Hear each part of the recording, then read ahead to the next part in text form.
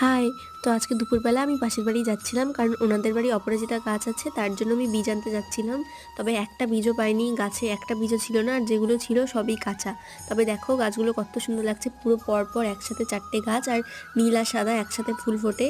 তারপর বাড়ি আসার সময় দেখি যে একটা ফুলের গাছ হয়েছে, আর ওটা সিম গাছ। তারপর বাড়ি এসে ভাবলাম যে গোলাপ গাছটা তো লাগানোই হয়নি, আজকে লাগাবো।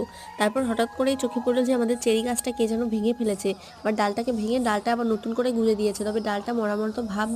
আমি দেখেই সবার আগে প্রথমে গাছটাকে তুললাম, চেরি গাছটাকে ওই জায়গা থেকে তুললাম। তারপর নতুন এক জায়গায় গর্ত করলাম, গর্ত খুঁড়ে তার মধ্যে আমি চেরি গাছটাকে বসালাম। আমার এত খারাপ লাগছিল না যখন আমি দেখলাম যে আমাদের চেরি গাছটাকে কে যেন ভেঙে ফেলেছে। দেখো কি অবস্থা করেছে গাছটাকে, একদম পুরো সব ডাল ভেঙে ফেলেছে। তারপর আমি ছাদের থেকে গোবর সার নিয়ে আসলাম। গোবর সার নিয়ে এসে আমি গাছের গোড়ায় দিলাম, তারপর আবার মাটি দিয়ে ভালোভাবে ঢেকে দিলাম। মাটি দেওয়া হয়ে গেলে পরে গাছটাকে ভালো